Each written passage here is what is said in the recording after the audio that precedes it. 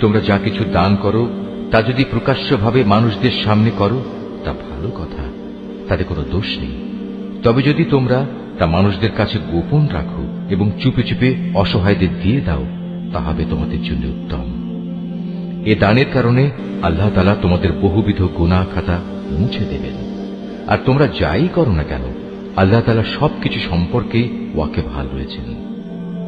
যারা তোমার কথা শোনে না, তাদের হেদায়েতের দায়িত্ব তোমার উপর নয়, তবে আল্লাহ তাআলা যাকে চান তাকে সঠিক পথ দেখান।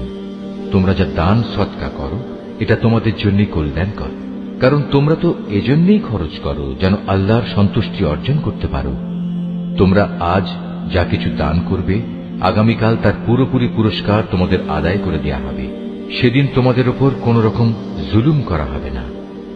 দান সদকা তো তোমাদের মাঝে এমন কিছু গরিব মানুষের জন্য যারা আল্লাহর পথে এমন ভাবে ব্যাপৃত, যারা নিজেদের জন্য জমিনের বুকে চেষ্টা সাধনা করতে পারে না। আত্মসম্মান বোধের কারণে কিছু চায় না বলে অজ্ঞ মূর্খ লোকেরা এদের মনে করে এরা বুঝি সচ্ছল, কিন্তু তুমি এদের বাহ্যিক চেহারা দেখেই এদের সঠিক অবস্থা বুঝে নিতে পারো।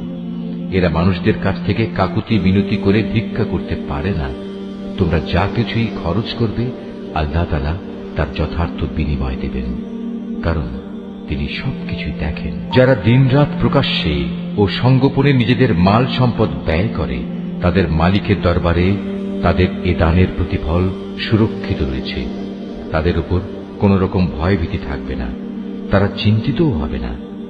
যারা সুদ খায় তারা মাথা উঁচু করে দাঁড়াতে পারবে না, দাঁড়ালেও তার দাঁড়ানো হবে সে ব্যক্তির মতো যাকে শয়তান নিজস্ব পরশ দিয়ে দুনিয়ার লোভ লালসায় মহাচ্ছন্ন করে রেখেছে।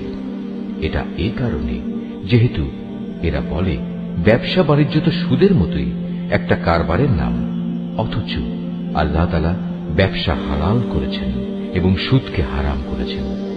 তাই তোমাদের যার যার কাছে তার মালিকের পক্ষ থেকে সুদ সংক্রান্ত এ উপদেশ পৌঁছেছে, সে অতঃপর সুদের কারবার থেকে বিরত থাকবে।